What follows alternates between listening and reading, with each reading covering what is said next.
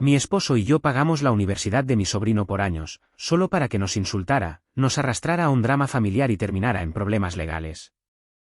Este va a ser largo, pero necesito desahogarme porque no puedo más. Llevo semanas dándole vueltas a esto y necesito perspectivas externas. Hay tanto que desenredar que ni siquiera sé por dónde empezar. Soy una mujer de 39 años, casada con mi esposo desde hace más de 16. Nuestra relación ha sido, en su mayoría, estable y feliz. Nos hemos apoyado mutuamente para construir una vida cómoda, ambos con trabajos estables, una linda casa en las afueras, y un círculo cercano de amigos. Pero como todo en la vida, nada es perfecto. El único obstáculo realmente grande que hemos enfrentado en nuestro matrimonio fue lidiar con la infertilidad.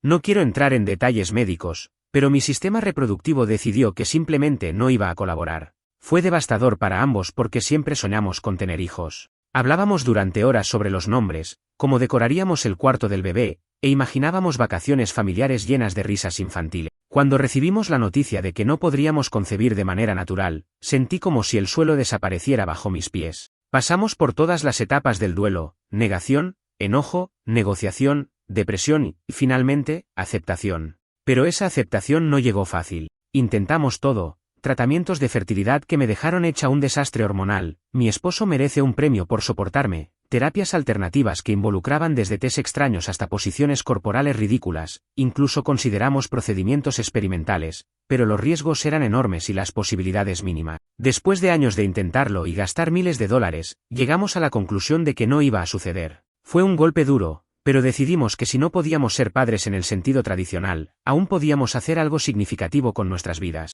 Mientras navegábamos por esta nueva realidad, apareció una oportunidad. Mi cuñada, la hermana menor de mi esposo, estaba pasando por un divorcio desastroso. Su ex era el típico villano de película, irresponsable, infiel y emocionalmente abusivo. Cuando finalmente se separaron, mi cuñada quedó sola con 2 niños pequeños y un adolescente. El dinero que recibía por manutención apenas cubría lo básico, y a pesar de trabajar 2 empleos, vivía en una lucha constante. Fue entonces cuando mi esposo y yo decidimos intervenir. No teníamos nuestros propios hijos, pero teníamos recursos y queríamos marcar la diferencia en sus vidas. Pensamos, si podemos ayudarlos a tener un futuro mejor, valdrá la pena. Así comenzó nuestra aventura. Cuando empezamos, los niños eran encantadores. El mayor, que en ese entonces tenía 16, era un chico estudioso y con ambiciones de ser ingeniero. El de en medio, de 12, era el artista del grupo, siempre dibujando o escribiendo historias en sus cuadernos. Y el menor, con solo 8 años, era un torbellino de energía pero con una sonrisa que derretía corazones. Pensamos que nuestras donaciones para su educación serían la solución perfecta. Empezamos pagando actividades extracurriculares, cursos de verano y finalmente la matrícula universitaria del mayor. Era un sacrificio financiero, pero nos hacía felices saber que estábamos haciendo algo significativo. Sin embargo, como dicen, nadie puede prever el futuro. Y lo que al principio parecía una obra altruista se transformó lentamente en una pesadilla. Fue un proceso gradual, pero años después, aquí estamos, en el centro de un torbellino de drama familiar, insultos y decisiones legales. El mayor era nuestro primer proyecto. Cuando se graduó de la escuela secundaria, se veía tan prometedor. Había sido un estudiante excelente, incluso ganó una beca parcial. Pero cuando llegó a la universidad, todo cambió. Comenzó a mostrar actitudes de desinterés total hacia sus estudios. Cada semestre, sus notas bajaban más y, a pesar de nuestras advertencias, parecía que no le importaba en absoluto. Tratamos de hablar con él. Mi esposo incluso viajó a su universidad para hablar con sus profesores y buscar orientación, pero el chico siempre tenía una excusa lista. El profesor no me entiende, el curso es demasiado difícil, estoy lidiando con mucho estrés. Lo que nos desconcertaba era que, al mismo tiempo, parecía tener dinero para ir de fiesta cada fin de semana, según lo que veíamos en redes sociales. Pero lo peor estaba por venir. Mientras tanto, mi cuñada no hacía más que defenderlo. Es solo una etapa, ya se pondrá serio, decía, mientras yo me tragaba las ganas de responderle que la etapa estaba costándonos miles de dólares al año. Cuando finalmente decidimos establecer un límite y exigir que sus calificaciones mejoraran si quería que siguiéramos pagando, se desató el infierno. Él nos acusó de ser unos controladores y de no entender su proceso. Mi cuñada nos miró como si hubiéramos cometido un crimen, y mi suegra se unió al coro con frases como «la familia no pone condiciones a la familia». Fue entonces cuando las semillas del resentimiento empezaron a germinar. Después de nuestro enfrentamiento inicial con mi sobrino mayor sobre sus calificaciones y nuestra decisión de exigirle un compromiso académico real, las cosas se tensaron dentro de la familia. Pensábamos que sería un bache momentáneo, algo que eventualmente se solucionaría con tiempo y esfuerzo. Spoiler alert, no fue así. En retrospectiva, fue el principio del fin. Una vez que establecimos la regla de mantener un GPA mínimo para continuar con el financiamiento, mi sobrino comenzó a cambiar hacia nosotros. Ya no era el chico amigable que solía agradecer cada oportunidad. En su lugar, emergió una versión de él que nunca habíamos visto, despectivo, malhumorado, y sorprendentemente agresivo. Todo lo que hacíamos parecía molestarle. Si intentábamos hablar sobre su progreso, respondía con monosílabos. Si preguntábamos sobre sus notas, decía que estábamos invadiendo su privacidad. Y si le recordábamos que estábamos pagando su matrícula, siempre respondía con algo como, es mi educación, no la suya. Las tensiones se agravaron cuando descubrimos, gracias a una llamada inesperada de un amigo cercano a la familia, que mi sobrino había estado faltando a clases con regularidad y gastando gran parte de nuestro dinero en fiestas, alcohol y gadgets innecesarios. Cuando confrontamos a mi cuñada, su respuesta fue un clásico, es un chico, está experimentando. No sean tan duros con él. ¿Experimentando? Claro, pero al parecer con nuestro dinero. Fue entonces cuando mi esposo y yo comenzamos a preguntarnos si realmente estábamos ayudando o simplemente financiando un desastre. Mientras lidiábamos con el mayor, el sobrino del medio, que entonces estaba en la preparatoria, comenzó a mostrar comportamientos preocupantes. Este chico, que antes era tan creativo y lleno de ideas, había desarrollado una actitud casi calcada de su hermano mayor. Se volvió apático con sus estudios y, lo que es peor, extremadamente grosero. Comenzó a cuestionar todo lo que hacíamos por él, como si nuestra ayuda fuera una obligación y no un gesto generoso. Una escena en particular se ha quedado grabada en mi memoria. Un día, lo llevé a una tienda para comprarle materiales de arte para un proyecto escolar. Mientras revisábamos los productos, hizo un comentario sarcástico sobre cómo no era suficiente lo que le estaba comprando. Según él, merecía algo de mejor calidad porque los proyectos buenos necesitan las herramientas correctas. Lo dijo tan casualmente, como si fuera normal exigir más de alguien que estaba haciendo un sacrificio para apoyarlo. Esa fue la primera vez que realmente me dolió el desprecio. Cuando le conté a mi cuñada lo sucedido, su respuesta fue aún peor, no lo tomes personal, solo estás siendo honesto. Honestidad o no, ese fue el momento en que sentí que algo se estaba desmoronando. Si pensábamos que los problemas con los dos mayores eran difíciles, el menor estaba listo para demostrar que el título de peor comportamiento todavía estaba en juego. Este chico tenía una energía que al principio era encantadora, pero que con los años se transformó en una actitud descarada y rebelde. Cuando cumplió 14, ya estaba causando problemas en la escuela, peleas constantes, faltas injustificadas y una completa falta de respeto hacia las figuras de autoridad. En una ocasión, mientras lo llevábamos a casa después de una actividad extracurricular, se burló abiertamente de mi esposo y de mí, diciendo algo como, es gracioso como ustedes trabajan tan duro para ayudar a otros, pero no tienen hijos propios. Es como si intentaran comprar una familia. Recuerdo sentir como el aire se congelaba en el auto. Mi esposo, que siempre ha sido el más paciente, simplemente se limitó a decir, eso no es algo que debas decirle a alguien que te está ayudando. Pero por dentro sé que estaba igual de herido que yo. No le dimos importancia a ese incidente, pensando que solo era una muestra de inmadurez, pero fue un presagio de lo que estaba por venir. El punto de quiebre llegó durante una cena familiar en casa de mi suegra. Todo el mundo estaba ahí, incluyendo a mis sobrinos y mi cuñada. Fue una de esas reuniones que deberían ser alegres, pero que ya de entrada tenían un ambiente extraño. Joel, el mayor, apenas nos dirigió la palabra, mientras que el de en medio nos lanzaba miradas desdeñosas. Y el menor, bueno, parecía estar tramando algo, porque no dejaba de reírse con un tono burlón. Después de la cena, mientras todos charlaban en la sala, Joel y su hermano menor comenzaron a hacer comentarios sarcásticos sobre mi esposo y sobre mí. Cosas como, es raro como siempre quieren meterse en nuestras vidas y por qué no se compran una mascota si necesitan algo que los haga sentir importantes. Las risas entre ellos fueron lo suficientemente fuertes como para que toda la sala quedara en silencio. Pero lo que realmente me hizo explotar fue cuando el menor me miró directamente y dijo, deberías agradecer que al menos fingimos que nos importa lo que hacen por nosotros. A fin de cuentas, ustedes necesitan esto más que nosotros. Sentí como si me hubieran dado una bofetada en público. Miré a mi cuñada, esperando que interviniera, pero simplemente encogió los hombros y dijo, son adolescentes, no saben lo que dicen. Esa noche, al llegar a casa, mi esposo y yo tuvimos una conversación seria. Ambos estábamos agotados, no solo por el esfuerzo financiero, sino por el desgaste emocional que esto estaba causando en nuestras vidas. Decidimos que algo tenía que cambiar. Habíamos puesto demasiada energía y recursos en ayudar a esta familia, y lo único que recibíamos a cambio eran insultos y falta de respeto. Fue entonces cuando tomamos una decisión que cambiaría el rumbo de todo, les daríamos un último aviso. Si no mostraban un cambio real y tangible en su comportamiento, cortaríamos todo apoyo financiero. No más matrículas universitarias, no más materiales de arte, no más nada. Era tiempo de poner límites. Después de años de tolerar insultos, desprecios y actitudes que solo reflejaban ingratitud, mi esposo y yo finalmente habíamos llegado al límite. Sabíamos que seguir financiando la educación y los gastos de mis sobrinos bajo estas condiciones no solo era una pérdida de recursos, sino también un detrimento para nuestra paz mental. Era momento de establecer límites claros. Organizamos una reunión en nuestra casa con mi cuñada, sus 3 hijos y mi suegra. Fue incómodo desde el principio. Todos llegaron con caras largas, como si ya supieran que no íbamos a ofrecerles buenas noticias. Pero estábamos decididos a exponer nuestra posición con calma y claridad. Queremos que entiendan algo, comenzó mi esposo con un tono serio, todo lo que hemos hecho por ustedes ha sido por amor y con la intención de ayudarles a tener un futuro mejor. Pero en los últimos años, hemos sentido que ese esfuerzo no ha sido valorado. Lo que es peor, hemos sido tratados con desprecio. Los chicos no dijeron nada, pero la expresión de Joel, el mayor, lo decía todo. Estaba cruzado de brazos, con una mirada de superioridad que me hizo hervir la sangre, como si estuviera pensando, ¿y qué van a hacer al respecto?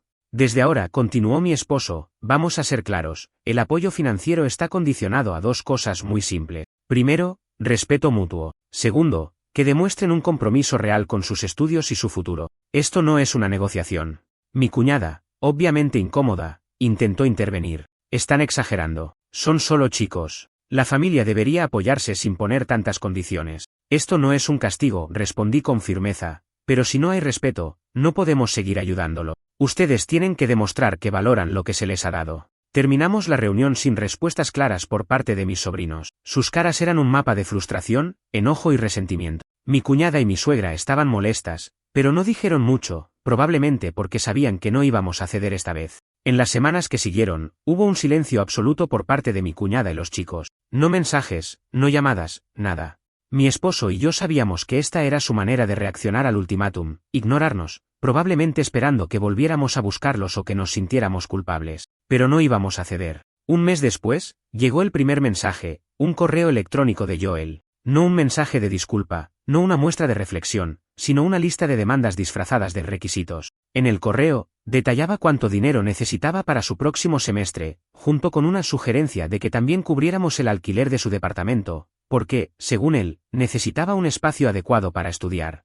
Mi esposo y yo estábamos incrédulos. Después de todo lo que habíamos dicho, después de todo lo que había sucedido, Joel no solo no mostró remordimiento, sino que duplicó su nivel de exigencia. Ignoramos el correo. Si Joel pensaba que podía tratarnos como un cajero automático, estaba muy equivocado. Entonces, comenzaron las llamadas. Mi cuñada nos marcaba día y noche, con una mezcla de súplicas y reproches. En una llamada particularmente tensa, me acusó directamente de querer arruinar las oportunidades de sus hijos. Según ella, estábamos actuando con malicia porque no teníamos hijos propios y queríamos controlar la vida de los demás. Eso no es justo, respondí con voz temblorosa, intentando mantener la calma. Nosotros solo pedimos respeto. Si no pueden demostrar eso, ¿por qué deberíamos seguir ayudándolos? ¿Respeto?, bufó mi cuñada. ¿Desde cuándo los chicos tienen que ganarse el apoyo de la familia? Esto no es una transacción comercial.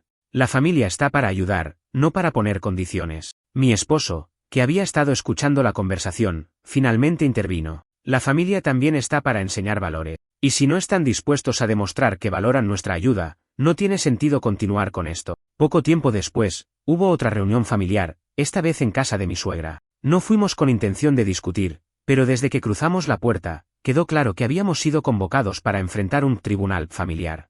Mi suegra, mi cuñada y varios parientes lejanos estaban presentes. Joel y su hermano menor estaban allí, con expresiones arrogantes como si supieran que tenían respaldo. Esto tiene que parar, comenzó mi suegra, con su mejor tono maternal.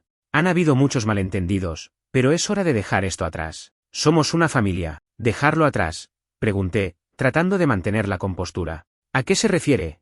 Porque hasta ahora, no hemos recibido ninguna disculpa ni muestra de respeto por parte de los chicos. Son jóvenes, replicó mi suegra, cometen errores. Pero no podemos arruinar su futuro por cosas insignificantes. ¿Insignificantes? Mi esposo, siempre paciente, levantó la voz. ¿Cómo insultar a mi esposa en público? ¿Cómo ignorar nuestras condiciones básicas para ayudarlos? ¿Cómo tratar nuestra ayuda como un derecho y no como un regalo? La reunión se volvió una explosión de gritos y recriminaciones. Joel, en un momento de furia, incluso nos acusó de haber destruido su vida al no darle dinero para lo que él quería hacer después de la secundaria. Mi suegra, por supuesto, lo respaldó, argumentando que los jóvenes necesitan libertad para explorar. Fue en ese momento que tomamos nuestra decisión final.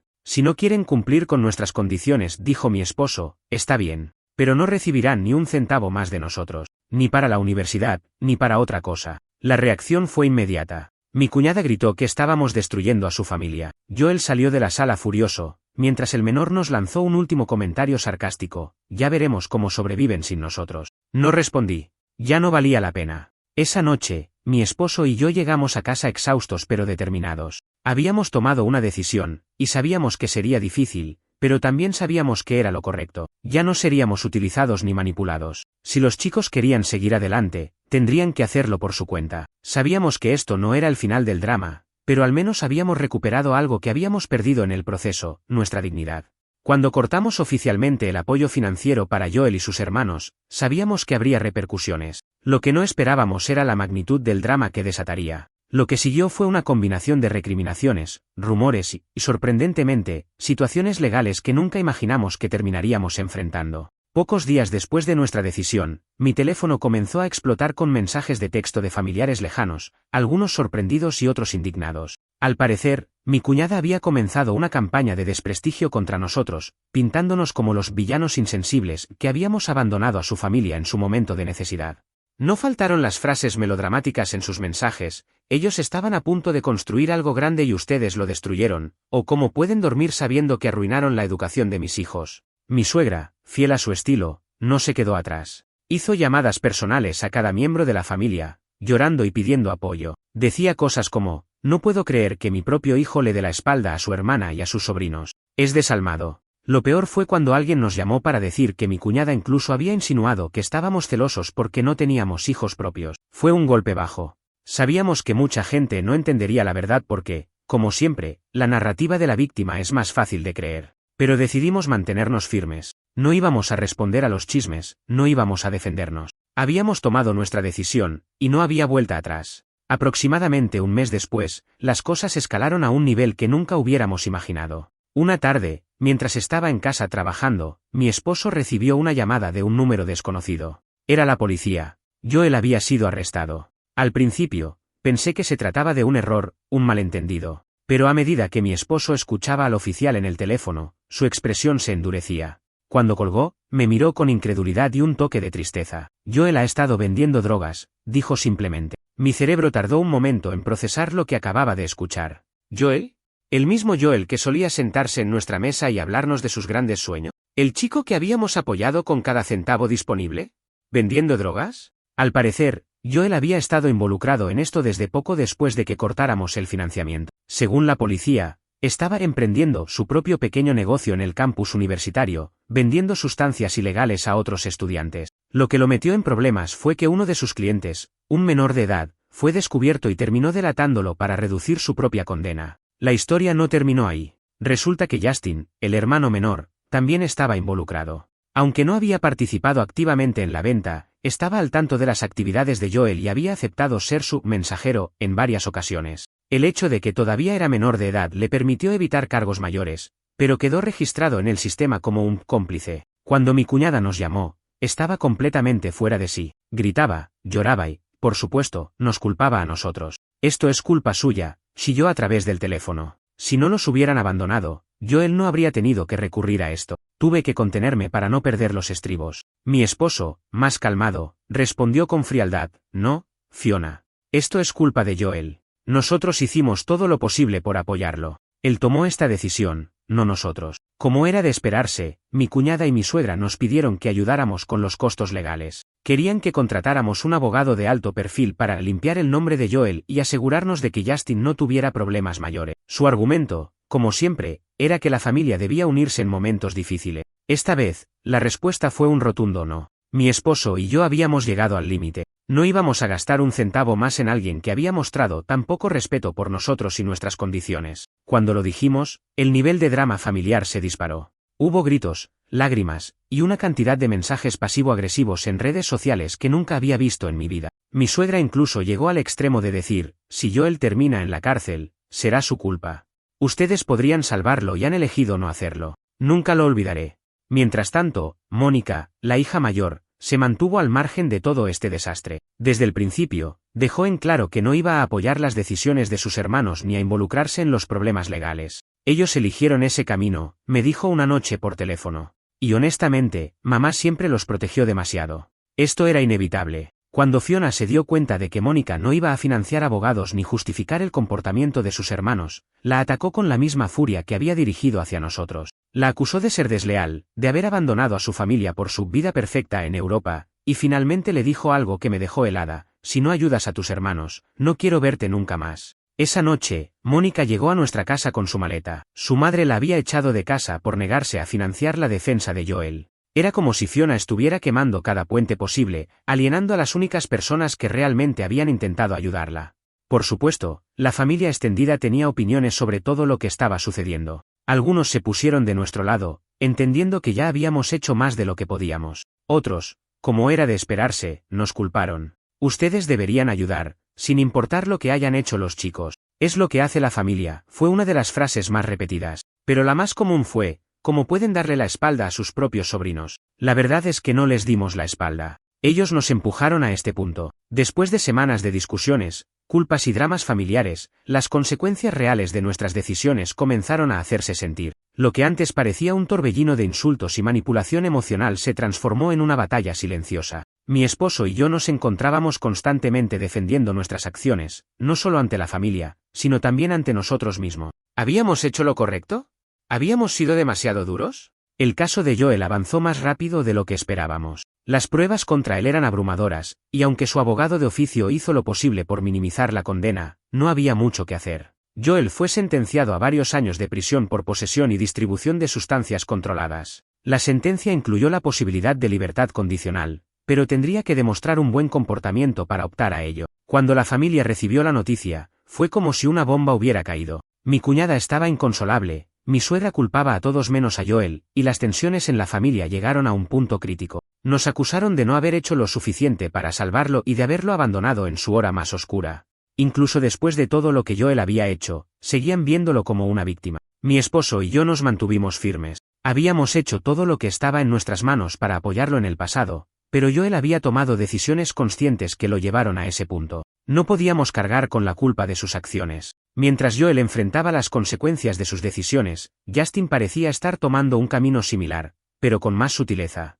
Aunque fue tratado como un menor influenciado por su hermano mayor, las sesiones de terapia obligatoria no parecían estar surtiendo efecto. Escuchamos de otros familiares que Justin se había convertido en una presencia problemática en casa. Faltaba a la escuela, desobedecía constantemente a su madre y seguía teniendo una actitud de completa indiferencia hacia cualquier autoridad. Un día, Fiona nos llamó desesperada, pidiendo ayuda. Según ella, Justin estaba fuera de control y necesitaba disciplina. Mi esposo le recordó, con calma pero firmeza, que esta era una situación que ella había permitido. Te dimos herramientas, recursos y apoyo durante años, ¿qué esperas que hagamos ahora si no escuchaste antes? Su respuesta fue tan predecible como frustrante: ustedes podrían ayudar si quisieran. Simplemente eligen no hacerlo. Esa fue la última vez que mi esposo habló con Fiona. Decidimos cortar contacto por completo con ella y con Justin. Era claro que, mientras mantuviera esa actitud, no había forma de que la situación mejorara. Mientras tanto, mi suegra intensificó su campaña de desprestigio contra nosotros. Aparentemente incapaz de aceptar que no íbamos a involucrarnos más, comenzó a difundir rumores aún más maliciosos entre la familia. Nos acusó de ser egoístas, de usar nuestra ayuda previa como una forma de controlar a Fiona y sus hijos, e incluso llegó a insinuar que nuestro verdadero objetivo había sido humillar a la familia desde el principio. Lo más doloroso fue cuando escuchamos que había vendido varios objetos de valor familiar, incluyendo joyas antiguas y muebles heredados,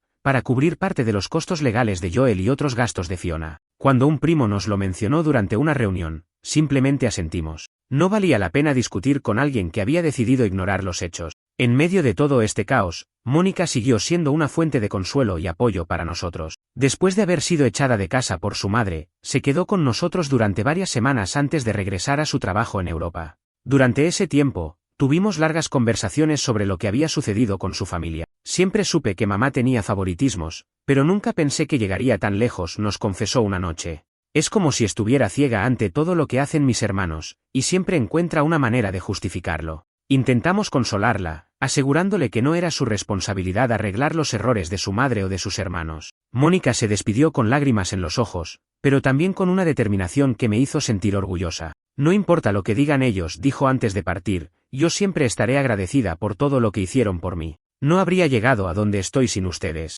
El siguiente evento que marcó un giro importante fue una reunión familiar que tuvo lugar unos meses después de la sentencia de Joel. Era una ocasión especial, el cumpleaños número 80 de un tío querido. Mi esposo y yo decidimos asistir, más que nada por respeto al tío, aunque sabíamos que probablemente sería un campo minado emocional. Desde el momento en que llegamos, pudimos sentir las miradas. Mi suegra y Fiona estaban allí, junto con Justin. La tensión era palpable. Joel, obviamente, no estaba presente. Intentamos mantenernos alejados, pero no tardó mucho en que el drama comenzara. Durante la cena, Justin hizo un comentario sarcástico en voz alta: «Qué bueno que vinieron. Seguro están aquí para juzgarnos, como siempre». Algunas personas rieron incómodamente, pero mi esposo y yo lo ignoramos. Luego, cuando me levanté para dar un brindis en honor al tío, escuché a Justin murmurar algo a Fiona. No pude entender completamente lo que dijo, pero el tono y las risitas que siguieron fueron suficientes para enfurecerme. Por primera vez en mucho tiempo, perdí la paciencia. «Si tienes algo que decir, dilo en voz alta», le dije directamente.